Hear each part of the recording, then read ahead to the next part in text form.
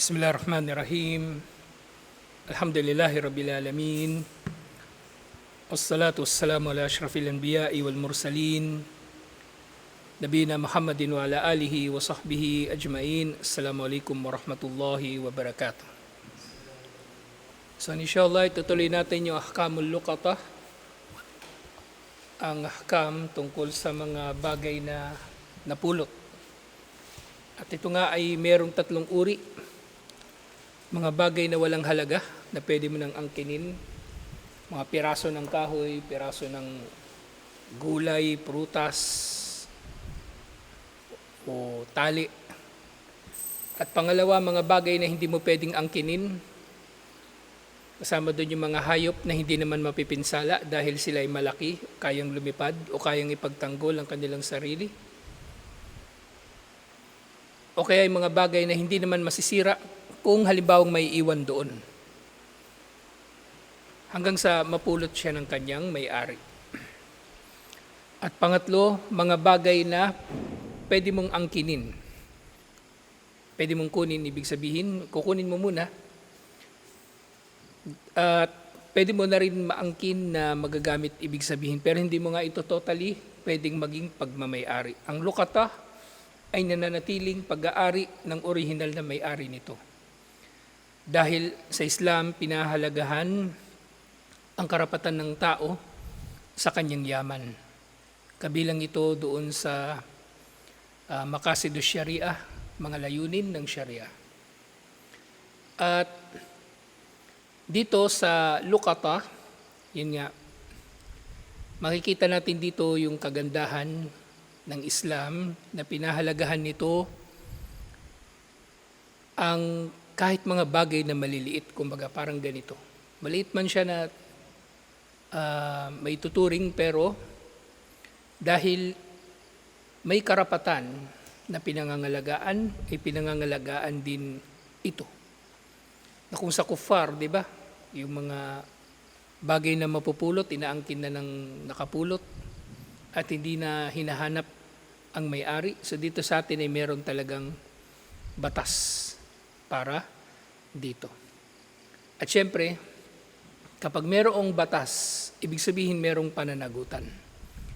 Kung merong tao na nakapulot ng anumang bagay at hindi niya nasunod ang ahkamul luqatah, alam man niya ang ahkam na ito o hindi, meron siyang pananagutan. Kung hindi niya alam, bakit meron pa rin siyang pananagutan? Hindi niya kasi inalam. Okay? Hindi niya inalam. At obligado sa mananampalataya na mag-aral. Obligado sa mananampalataya ang mag-aral. Ngayon, syempre si Allah ultimately ang magtutuos sa kanya. Maaring hindi niya nalaman ito sa iba't ibang mga mabibigat na kadahilanan. Pero nananatili ang obligasyon na dapat niya itong malaman, inshallah. At syempre sa luqatah, mapupulot natin dito yung mahalagang asal ng Muslim na kung pinahalagahan ang maliliit na bagay, paano pa kaya yung malalaki? Nang sa gayon ay maalis sa atin yung tinatawag na waraul kadhib, ang huwad na pagpapakabanal, huwad na kabanalan, na mayroong mga tao na nagpapakita sila ng kabanalan sa maliliit na mga bagay pero nilalapastangan nila ang malalaki. Nilalapastangan naman nila ang malalaki. So katulad kanina dun sa usapin, nakarating na sa akin yung lilinawin natin muna. Isingit lang natin inshallah. Ang saf ay nagsisimula sa gitna. Tama, hindi? Ba't kanina parang agrabyado ka pa, hindi ka makapwesto dun sa kaliwa, sa kanan? Siya ba yun? Nakala ko ikaw, kamukha kasi kayo. So yung saf nagsisimula sa gitna. Okay? At yung mga sahaba, nga, sa pagkakaunawa nila, ang buong unang saf ay may fadal, merong kainaman. At sa lahat ng pinag-aralan namin na Kitabus Salah, sa 2 taon ko na pag-aaral doon sa Jamiatul Imam, sa 6 na taon ko sa Saudi, Ngayon lang ako nakarinig na naging issue yung kanan tsaka kaliwa ng SAF. Oo, merong hadith, pero actually yung ano na yun yung hadith doon, ang dalil nila doon ay dahil kapag ang imam ay nagsasala na isa lang yung ma'mum, umuupo, pumepesto ito sa kanan. So yun ay naging dalil nila na mas mainam ang kanan. At syempre, nandun na rin yung tayammun na sinisimulan ang mabubuting bagay sa kanan. At ang mga scholar na naniniwala na mayroong pagkakaiba, ang SAF sa kanan at sa kaliwa nito, yun yung dalil nila. Maaaring totoo ngayon. Pero, sinasabi rin naman ng ibang mga scholar na kung hindi na pantay ang SAF, lahat na pumesto nandun sa kaliwa, wala nang tao sa kanan, magiging mas mainam pa rin yung pwesto nung nasa likod ng imam, mas malapit sa imam. Puno na yung kanan, isisiksik mo pa ba yung sarili mo doon? Pumesto ka na doon sa likod ng imam dahil yun na yung mas mainam na pwesto talaga sa ganung kalagayan.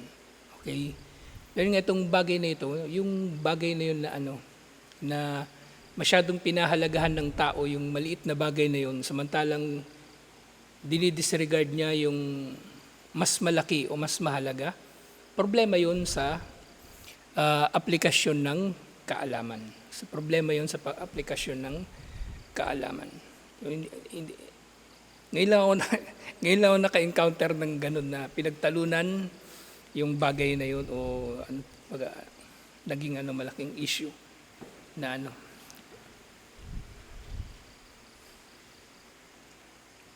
Kaya ako nabanggit yung 6 na taon ako nasa Saudi. Napag-aralan namin yan nga. Pero sa lahat ng kitabos sala na meron na napag-aralan namin, sa lahat ng fatwa ni Sheikh bin Baz, ni Sheikh Al-Uthaymin, yan yung isa sa mga bihira nga natanong yan. Parang ang naalala ko lang na nababanggit yan dun kay Sheikh Al-Uthaymin na. Ibig sabihin, sa mga naunang mga Muslim sa atin, hindi naging issue sa kanila yung usapin na yan. Basta mahalaga mapuno yung unang saf. Mapuno ang unang saf. Sa Saudi nga, doon nga sa imam, kasama namin doon mga doktor. Hindi naman sila nag-aaway na kung sino yung pupesto doon sa kanan. Basta mahalaga mapuno yung saf. At isa pa, magbigay kayo ng hadith na sarih. Sarih, ibig sabihin, prangka, malinaw, walang duda, hindi mapagkakamalian, na dapat nasa kanan ka at hindi sa kaliwa. Wala. So hindi usapin yung bagay na yun, inshallah. Actually, mas mas mangunguna na pagpantayin ang saf. Kumbaga, yung pantay yung diretso siya, yun ang mahalaga. Diretso. At walang patlang. Yun ang importante sa SAF. Ngayon kung yung SAF ay hindi pantay sa kaliwa at saka kanan, wala rin namang problema. Okay? Kung mas maraming tao sa kaliwa, wala rin problema. Pag nasa kaliwa ka, impyerno ka na? Hindi rin. Walang problema.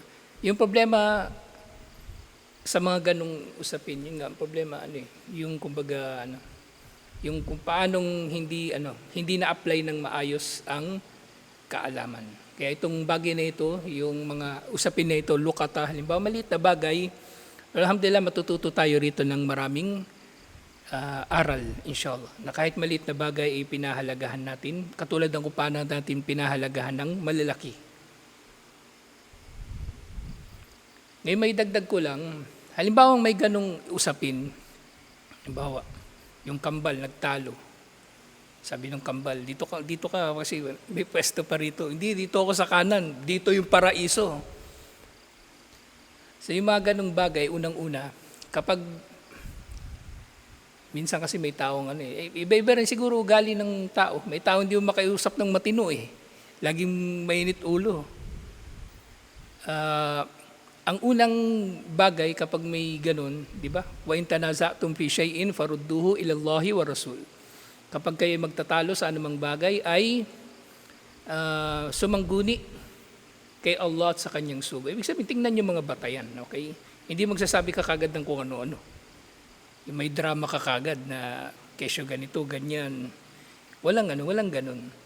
So yung pinag-uusapan yung batayan o ano paman, inshallah. At syempre, yung masyadong pagpapalalim nga sa ganyang mga usapin, kung tutuusin, hindi naman natin sinasabing hindi mahalaga.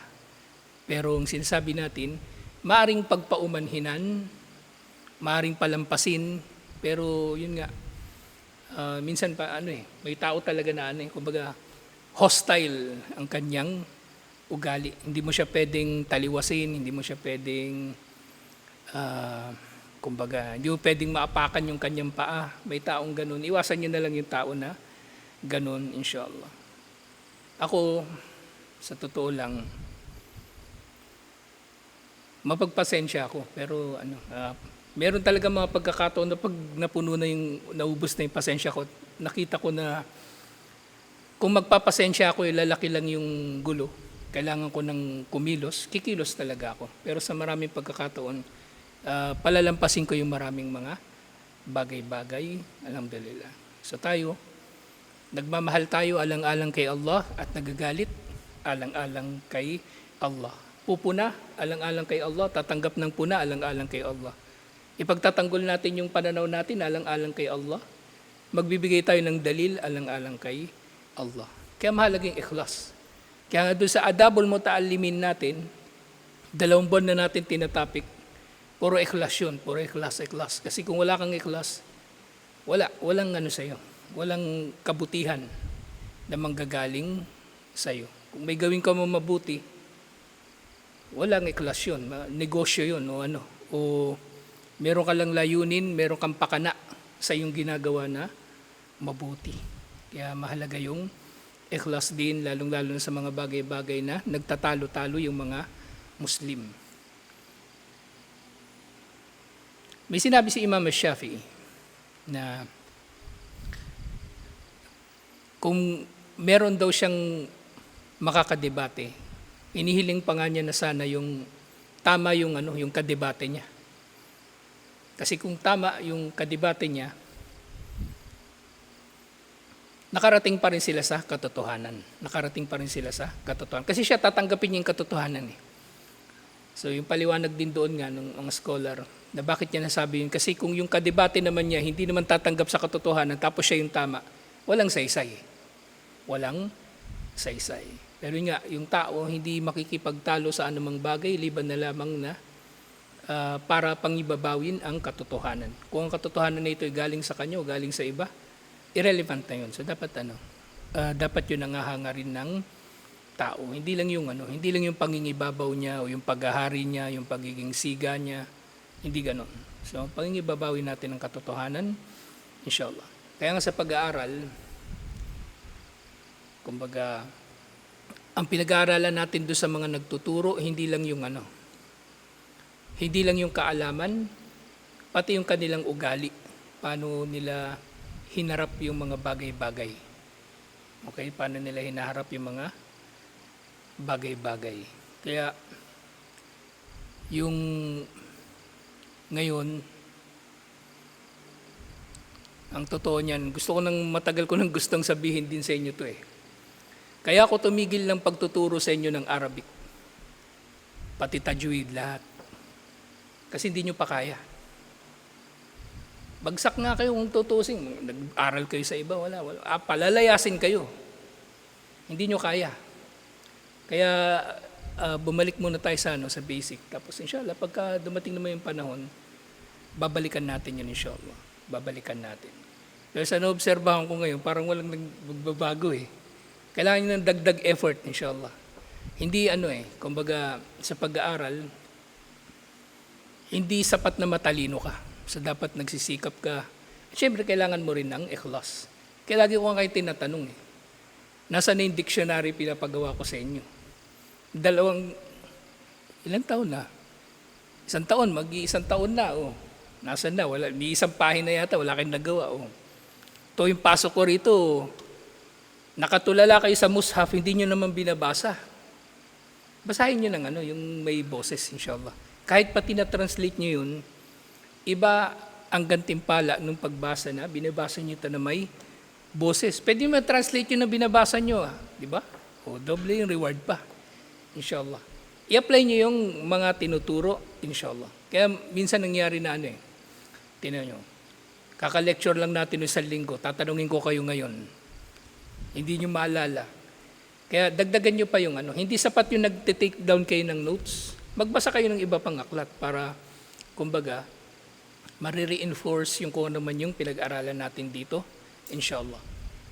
Akala nyo ba yung mga nag-aral sa Baguio, nag-aral sa Zaid bin Thabit, nag-aral sa Madina, yung alam nila, yung natutunan lang nila dun sa eskwelahan? Hindi Nag-aral din sila sa labas, nag-aral sila sa library, nag-aral sila bago matulog, nagre-review sila bago mag-fajr, gumigising sila ng maaga. Doon sila natututo. Hindi lahat ng bagay may tuturo dito. Okay? So yung mga bagay na yun, inshallah, babalikan naman natin. Inshallah. Pero kung gusto nyo mag-aral sa iba, pwede rin naman. Kaya nga hindi ako nag-react doon sa yung modus yung modus nyo. Nagulat na lang ako doon, bakit may nagtuturo dyan ng tajwid, hindi ko alam. Hinayaan ko na lang, pinalampas ko na lang, kasi pwede naman palampasin. Anyway, ano man yung layunin nyo doon sa pag-aaral nyo ng tajwid, makukuha nyo yun kay Allah. Kung nag-aaral kayo ng tajwid doon, nagturo kayo ng tajwid, para ipahiya ako, darating sa inyo ang dapat nyo matanggap mula kay Allah. Alam niyo ako yung nagtuturo rito Tapos magsasarili kayo ng lakad. Diba? Ako pinalampas ko yun. Kasi, inshallah, makatarungan naman si Allah. Kaya yung mga bagay-bagay, katulad dito, yung lukata, hindi ito minamaliit, inshallah. Kasi bandang huli, yung dinidevelop sa inyo yung lifestyle, kumbaga. Yung mindset, paano mag-isip yung Muslim, paano kumilos yung Muslim. Sa pangalawang uri, nandun sa pangatlo, di ba? Yung pwedeng kunin o pwedeng pulutin. Sa nabanggit kahapon, yung mga hayop na pwedeng kainin. So pwedeng pulutin yung mga yun at alagaan. Na maaaring tatlo yung gagawin sa kanya. Pwede itong kainin, pero kapag kinain mo ito, kinatay, ihahanda na ninyo ang pambayad dito. Kasi anytime na darating yung may-ari, sabi niya, may manok ba rito naligaw? Anong kulay ng manok? Pula. Ganito, ganyan. Oh, yan nga, nakatay na namin kanina. O di, sasabihin ng may-ari, paano yan? Manok ko yan Hindi ba? Pwede ba bayaran na lang namin? Nagutom kami. O di ready na yung pera nyo, inshallah. Pangalawa,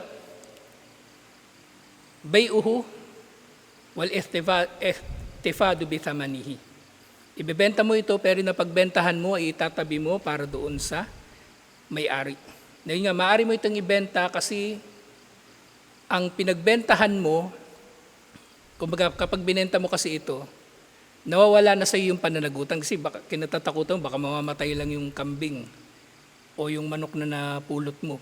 So pwede mo siya ibenta na yung halaga niya ay nakahanda ka na ibigay doon sa may-ari talaga nito kapag nakita ka niya. At maaari mo itong alagaan, gagastusan mo ito ng pagkain, ng tirahan, at lahat na nagastos mo isisingilin mo doon sa may-ari, inshallah. Yung pangalawa, so yung una, mga hayop na pwedeng kainin. Pangalawa, al-nu'uthani, pangalawang uri, mayoksya fasaduhu, ang kinatatakutan na maaring ito ay masisira. Kasama na rito yung mga prutas at gulay na napupulot. Pero yung kaninang pwedeng pulutin, yung thamara, ito yung anumang piraso ng kumbaga butil ng prutas o gulay o naman. Pero ito, Ito yung mga malalaking prutas. At sinabi nga rito sample, kabatih wa fakiha, katulad ng pakwan at iba pang mga prutas. Fayaf'alul muttaqit al-akhdu bimalikihi man akalahu wa daf'u qimatihi limaliki wa bay'uhu wa hifdu thamanihi hatta ya'ti maliku. Nang gagawin daw nung nakapulot dito, ayun nga, maaari niya na itong kainin agad actually. Kasi nga masisira rin naman ito. Masisira ito. At maaari rin naman niya na ito ay kanyang tawag doon, yung kanyang kakainin na katulad doon sa nauna, doon sa manok, na pwede niya itong kainin, na yung ihahanda niya yung presyo nito, yung pera na kasing halaga ng presyo nito para maisoli doon sa may-ari ng prutas kapag nakilala kung sino ito. O kaya maaari rin naman itong ibenta at yung napagbentahan ay itatago mo para doon sa may-ari nito. So nabanggit natin kahapon tungkol doon sa usapin sa hayop na may buhay, kung ano ang magiging estado ng lukata kapag mamatay na yung hayop o kapag masira na yung hayop. Na dito, ang tinutukoy lang dito ay ang prutas. Tinutukoy lang dito yung prutas. So pwede mo na siyang kainin at itabi yung presyo, yung ibabayad mo. Kung ano yung makatarungan na halaga nung gulay na yun o nung prutas na yun. Again din, ibibenta mo siya sa presyo na makatarungan. Ngayon halimbawa, iiwan mo na lang yung prutas sa kung saan mo ito nakita o yung gulay kung saan mo ito nakita. Pwede rin naman. Pwede rin. Kasi yun nga yung una rin sa lukata. Kung ayaw mo ng pananagutan, pwede mong iwan ang anumang bagay na makikita mo doon sa kalsada o saan man ito nakita. Pero syempre, hindi rin naman ibig sabihin na kapag pinulot mo yung isang bagay ay pananagutan lang ito. Maring meron din itong gantimpala. Meron din itong reward. Lalong-lalo na kung ang bagay na napulot mo ay merong halaga para sa nakawala nito. Na ang halaga nito halimbawa ay halaga na maaring magdulot ng pagbabago sa kanyang buhay. Halimbawa, pera o cellphone na kapag mawala ay magkakaproblema siya. O kaya wallet na kapag mawala, nandun yung mga ID niya, mga dokumento niya. Mga bagay na merong halaga sa tao. So pwede mo yung pulutin nga at kumbaga, ang ibig sabihin dito, iniiwasan ng Muslim yung pananagutan, pero hindi rin man ibig sabihin nito na walang gantimpala yung nag-volunteer na pangalagaan niya itong mga bagay na ito. Kumbaga, at may soli sa may-ari. Kasi nga yung aya, di ba?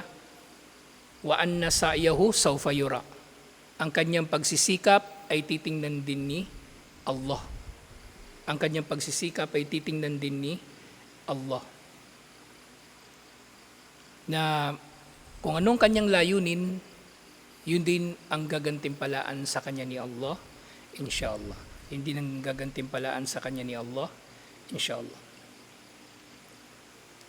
Sa sumunod na uri, an-naw'u thalith, sairul amwali ma'adda al-kismain as-sabiqain.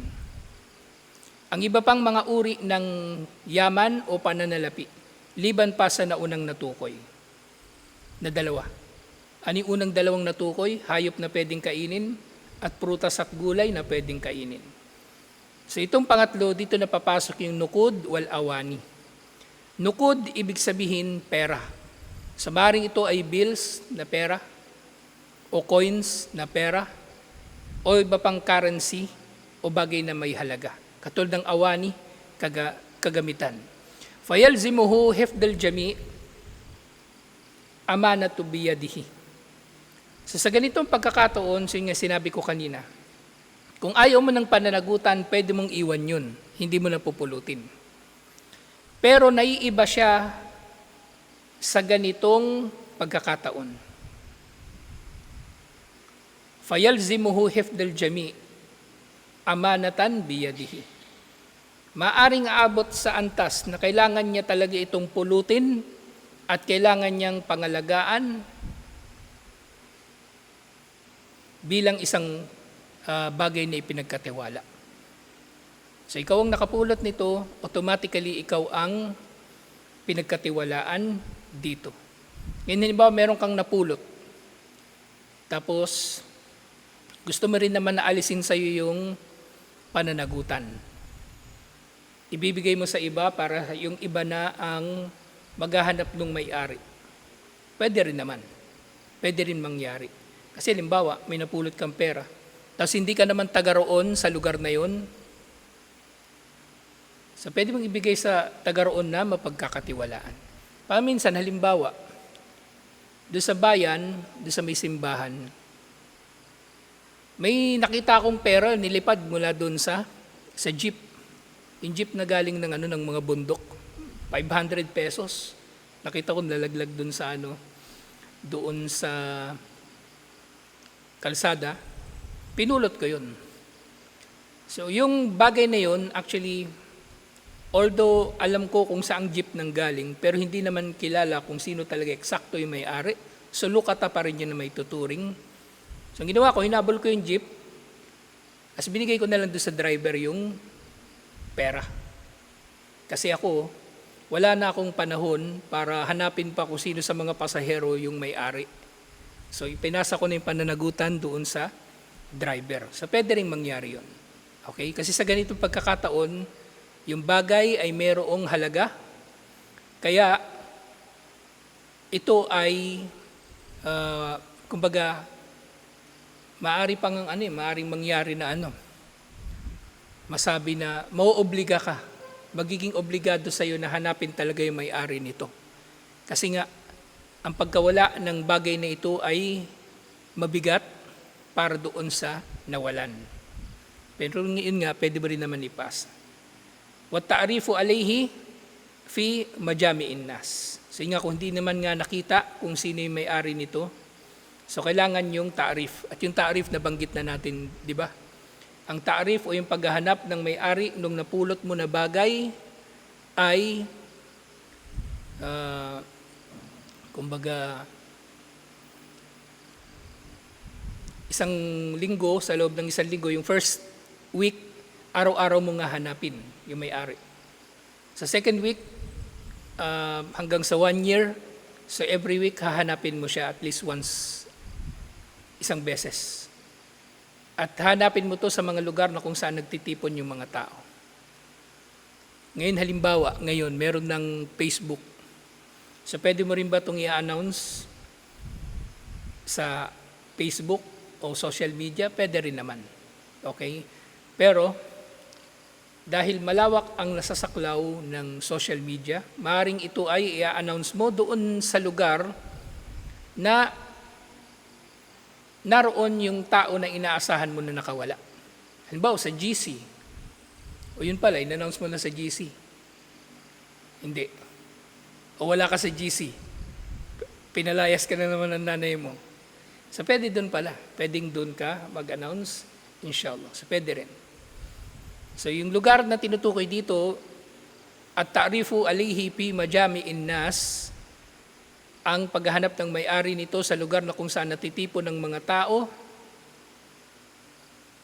ito yung lugar na liban pa sa masjid, na pinakamainam na kung saan nagtitipon yung mga tao na pwede silang makita yung may-ari, inshallah. Wala yajuzu lahu akhdul laqata bi anwa'iha illa idha amina ala nafsihi alayha. Wa qawiya ala ta'rifi ma yahtaju ila ta'rif. Hindi pwede na kukunin ito ng sino man, liban na lang na matiyak muna sa kanyang sarili na mapagkakatiwalaan siya sa bagay na ito. Na kaya mong panghawakan ang pagkakatiwala dito. Okay? Kaya mo itong protektahan na hindi rin ito mawawala sa'yo. O hindi rin naman ito mananakaw sa'yo. O hindi mo naman ito magagastos sa pwede mo yung pulutin. Pero kung hindi nga, pwede mo nga rin ipasa ang pananagutan sa iba. Pwede. So, ibigay mo kay Manong para siya na yung problema. Kasi actually, yung katulad ng talakay natin sa hindi ko alam kung, hindi pala dito yan. Sa ibang lecture ko nabanggit yun. Yung dhimma kasi na tinutukoy, yung pananagutan, hindi nabanggit ko rin pala rito yun. Hindi lang ito yung kasalanan at yung kabutihan na bibigyan ng reward o bibigyan ng parusa. Kasama na rin dito yung mga pananagutan, mga bagay na meron kang obligasyon na tuparin. Ngayon, meron mga bagay na, kumbaga, hindi mo naman kailangang pahirapan yung sarili mo, bitawan mo na. Huwag mo nang pangatawanan, huwag mo nang kunin yung pananagutan. Okay? Halimbawa, pamumuno. Ayaw ko talaga yung mamuno, iba. Sa kanila na yan. Okay? Hindi ko kailangan yan. Hindi ko kailangan maging pinuno para patunayan na mahusay ako. Hindi ko kailangan maging pinuno para patunayan na matalino ako. Alam ko na yun. Kumbaga, pero ibig sabihin, may mga bagay na kung pwede mo naman tanggihan mo na. So ito yung tinutukoy din dito na kung sa palagay mo hindi mo matutupad yung amana ng lukata, ibigay mo sa iba yung bagay na yun. Inshallah. Kasi minsan may alam mo yung may mga bagay na hindi worth it, kumbaga, na pagsumikapan o pagtiisan. At maaring kabilang dito yung ilang mga bagay na akala natin may halaga, pero pwede namang ipasa sa iba o pwede namang palampasin o kumbaga pwedeng kumbaga hindi na natin pangatawanan yung mga ganitong uri ng mga pananagutan. Sinasabi ko ito para inshallah hindi rin kayo magiging sugapa sa pananagutan. Kasi may taong ganun na feeling niya magiging dagdag sa kanyang karangalan every time nakukuha siya ng pananagutan, every time nakukuha siya ng tungkulin, mahilig siya mag-volunteer. O ako na. Hindi ko sinasabing maging maramot kayo, maging kuripot. Ang sinasabi ko, yung tingnan nyo rin yung kakayanan ninyo na kaya nyong matupad ang amana, inshallah. Kasi kung hindi, wag na lang. At kung magiging sagabal lang ito sa ilan sa mga bagay na pinahalagahan ninyo, wag na lang. Okay? Halimbawa ako, kung tutusin, kaya kong magnegosyo, kaya kong magpayaman. Pero magiging sagabal kasi yung ganong negosyo sa iba pang pinagkakaabalahan ko ng mga project ko sa da'wah. So hindi ko na kinuha yung ganong pananagutan kasi mas mahalaga para sa akin yung mga project ko kaysa sa anumang uri ng pagkakakitaan. Alhamdulillah, hindi naman ako namatay sa gutom sa ilang taon ko na nasa da'wah. So nga kailangan kunin ng tao yung bagay na yun na meron siyang paninindigan sa bagay na ito. Alhamdulillah, itong pangatlong uri ng lukata ay meron ng tatlong uri pa na nahati. Yung mga hayop na pwedeng kainin, pangalawa, prutas at gulay, at pangalawa yung pera. Bukas, tatalakayin pa natin yung iba pang mga bagay na may kinalaman sa pera, inshallah. At yung itong lukata, hindi lang ito basta-bastang usapin ng pera na nawawala o mga gamit na nawawala. Ito ay usapin din ng kung paanong isa sa buhay ng Muslim ang kanyang relihiyon. Yung kanyang magiging lifestyle, yung kanyang magiging mindset, yung kanyang magiging ugali sa pag-unawa sa relihiyon at pagkakatupad dito, inshallah. So tutuloy natin ito bukas. Tatapusin natin ito, saka natin babalikan yung ibang subject. Inshallah, assalamualaikum warahmatullahi wabarakatuh.